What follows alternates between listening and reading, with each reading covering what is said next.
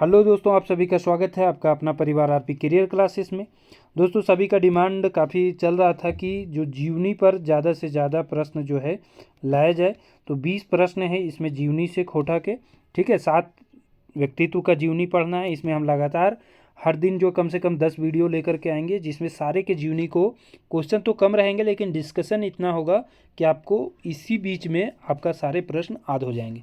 और जीवनी से कम तो 15 से 20 प्रश्न तो रहेगा ही रहेगा, ठीक है। इसमें बहुत तरह के प्रश्न बन सकते हैं। आपका लोक कथा कौन लिखे हैं, लोक आपका शिष्ट गीत कौन लिखे हैं, कविता जो एक पचिया डोंगल महुअम छपा है उसे कौन लिखे हैं, है ना। इससे भी प्रश्न आपको बन सकते हैं। चलिए, पहला प्रश्न आपके स्क्रीन पर दिख रहा है। आपसे नम्र निवेदन होगा कि नए विद्यार्थी चैनल को सब्सक्राइब जरूर करें।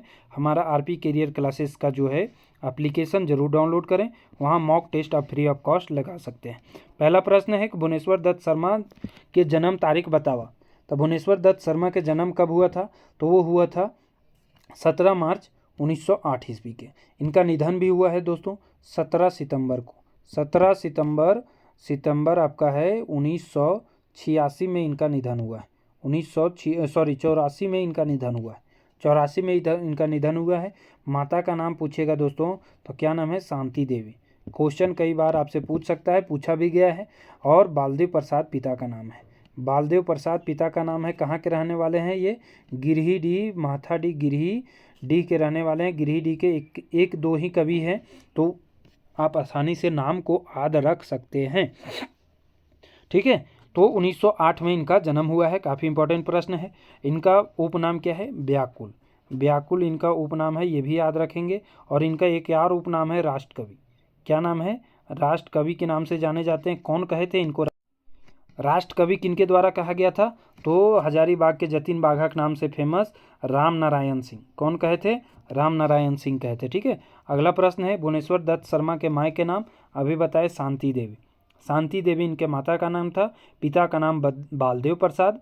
इनका बचपन में ही माता पिता का देहांत हो गया था। तो इनके पालनकर्ता कौन थे? आजा थे। आजा के नाम क्या है? तो पंडित अयोध्या प्रसाद। क्या नाम है? पंडित अयोध्या प्रसाद उपाध्याय। अयोध्या प्रसाद उपाध्याय इनके आजा या पालनकर्ता भी बोल सकते हैं या आजा बोल सकते हैं, ठीक है। इनकी पत्नी का नाम क्या है? तो सरस्वती देवी। सरस्वती देवी पत्नी का नाम और शांति देवी माता का नाम। सरस्वती देवी पत्नी का नाम और शांति देवी माता का नाम। पिता का नाम बता दिए, क्या है? बालदेव प्रसाद इनका पिता का नाम है, ठीक है। इनका आज़ादी की लड़ाई में ये सक्रिय रहे थे। 1925 में गांधी जी से मिले थे। 1930 में ये हजारीबाग जेल में बंद भी रहे, ठीक है। इससे भी प्रश्न पूछे जाएगा। भुवनेश्वर दत्त शर्मा की मृत्यु बछर ला गए। मृत्यु बछर बता दिए 17 सितंबर 1986 को हुआ था।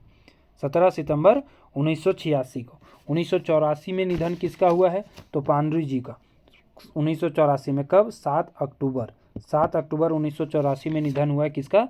श्रीनिवास पानुरी जी के बारे में, ठीक है। अगला प्रश्न है श्रीनिवास पानुरी जी कते पढ़ा हलन। देखिए प्रश्न आ गया पानुरी जी के बारे में। ये थे मैट्रिक पास। कितना पढ़े थे? Matric pass. मैट्रिक कब किए थे? 1939 में। क्वेश्चन पूछा जाएगा कब से लिखना शुरू किए थे? तो 1946 ईस्वी से लेखन कार्य शुरू किए थे, 1946 से, ठीक है। और कहाँ से? पान की गुमटी से ये लिखना शुरू किए थे, ठीक।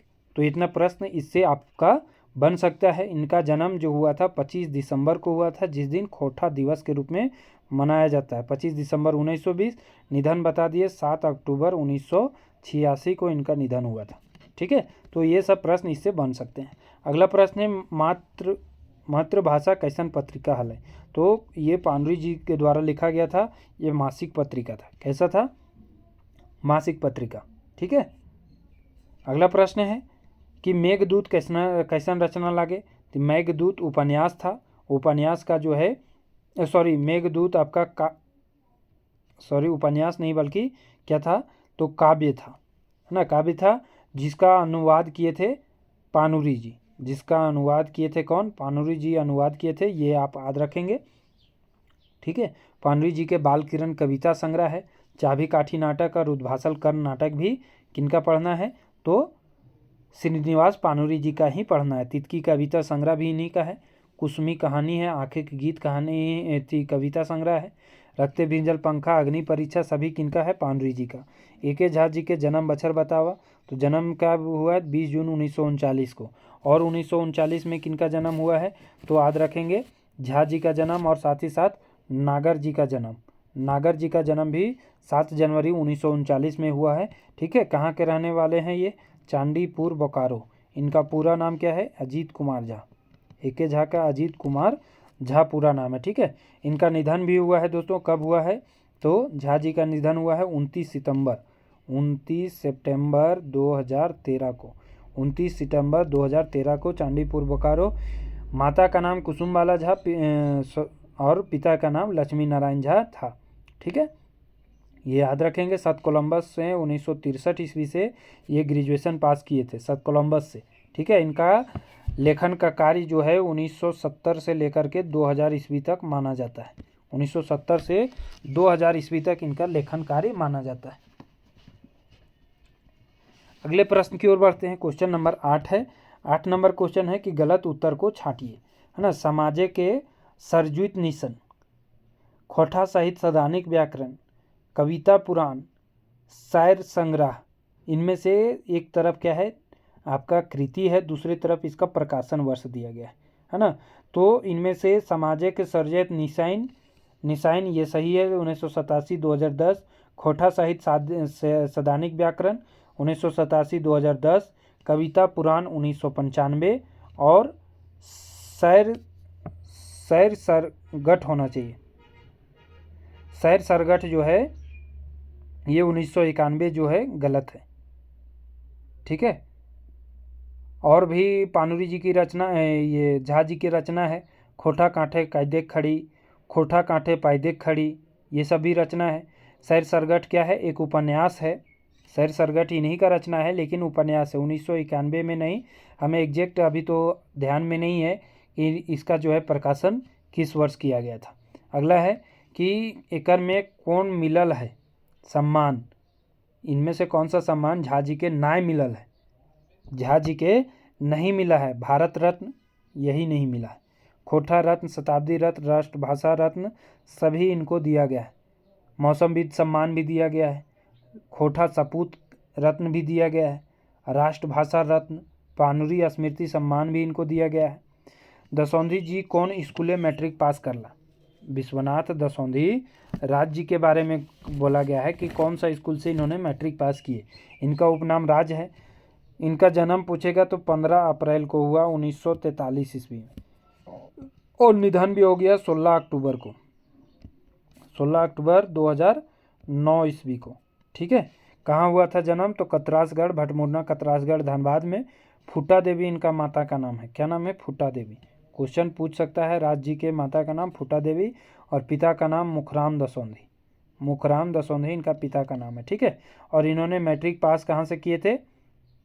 जहाँ बाद में ये मास्टर भी बने। मैट्रिक पास किए जहाँ ये बाद में मास्टर भी बने, तो वो था Ganga Narayan memorial high school, Ganga Narayan memorial high school से। ठीक है, अगला प्रश्न है, दसौंधी जी 1969 में कौन विषय एमए करला? तो विषय था हिंदी से। ठीक है, इनके हाईएस्ट शिक्षा डीपीएड तक हुआ था।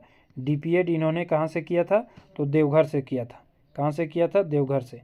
ठीक है, देवघर से इन्होंने डीपीएड किया था, ये याद रखेंगे। अगला प्रश्न है, विश्वनाथ दसौंधी राज कते पढ़ल? देखिए एमए और डीपीएड अभी बता रहे थे। इनकी रचना भगजोगनी उपन्यास काफ़ी फेमस है, भगजोगनी उपन्यास। ठीक है, जो कि एक उपन्यास है जिसका प्रकाशन वर्ष हुआ था 2004 ईस्वी में। ठीक है, पानुरी स्मृति सम्मान इनको कब दिया गया? 1992 ईस्वी में। कि इनको विश्वनाथ दसौंधी राजदीक को। इनका एक और उपन्यास है तेतरी उपन्यास, ये भी पूछा जा सकता है। ढलती सांझ का सूरज हिंदी का उपन्यास है, वो भी किनका है?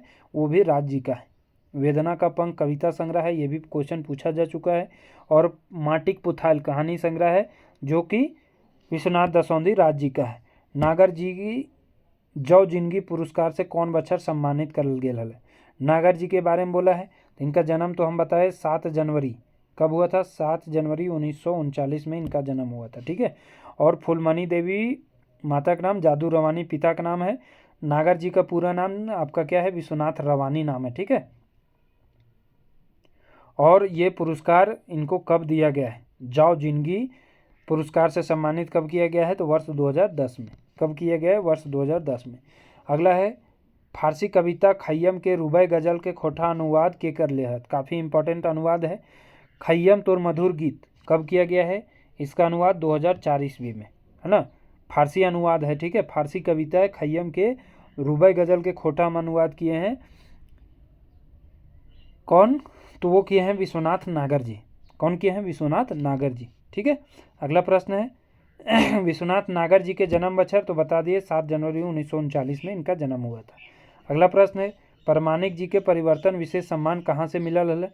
तो परमाणिक जी शिवनाथ परमाणिक के बारे में कहा गया है। हाल ही में इनका निधन हुआ है। 13 जनवरी 1950 में इनका जन्म हुआ था। कब? 13 जनवरी। कहाँ के रहने वाले हैं? बैदमारा, बोकारो। बोकारो बैदमारा के ये रहने वाले हैं, ये भी ध्यान रखेंगे। और इनको कहाँ से मिला था विशेष परिवर्तन सम्मान? तो वो मिला था चतरा जिला से। कहाँ से? चतरा जिला से। अगला है दामोदर कोराय खंड काव्य में कई गो सर्ग है? दामोदर कोराय किसका लिखा गया है? तो प्रमाणिक जी का लिखा गया है, जो कि पिछला सिलेबस में शिवनाथ प्रमाणिक का ये पढ़ना था। और इसमें कितने सर्ग हैं? 6 सर्ग है ना। कितने सर्ग है? 6 सर्ग है। ये याद रखेंगे, खंड काव्य है। क्या है? खंड काव्य। अगला प्रश्न है प्रमाणिक जी कहाँ नौकरी करो वाला? तो नौकरी करते थे Bokaro steel plant. Bokaro steel limited कहते हैं या प्लांट कह सकते हैं, ठीक है। और इनका हाल ही में निधन 2024 में हुआ है। कब हुआ है? आप सभी कमेंट करके बताएं, ठीक है। अगला प्रश्न है श्याम जी नौकरी कहाँ करोला? श्याम सुंदर महतो श्याम, इनका जन्म जो है 5 सितंबर कहीं कहीं 1936 देता है दोस्तों, और कहीं कहीं 39 भी देता है। तो ये दोनों याद रख सकते हैं, ठीक है। खेसमी गाँव में धनबाद में इनका जन्म हुआ है, ये भी याद रखेंगे। और इन्होंने नौकरी किए थे account section Bokaro steel plant में। बोकारो स्टील लिमिटेड में कौन सा ब्रांच में? अकाउंट सेक्शन में नौकरी करते थे, ठीक है। 1997 में फिर ये सेवानिवृत्त भी हो गए थे। 1997 में सेवानिवृत्त भी हो गए थे, ये भी ध्यान रखेंगे। हो गए हैं कह सकते हैं। मुक्तिक डहर खंड काव्य इन्हीं का है, जो कि कितने खंड है? उसमें 8 खंड है मुक्तिक डहर में, ठीक है। अगला प्रश्न है श्याम जी के श्रीनिवास पानवी स्मृति सम्मान कब मिला है? तो वो मिला है वर्ष 2004 ईस्वी में बोकारो से।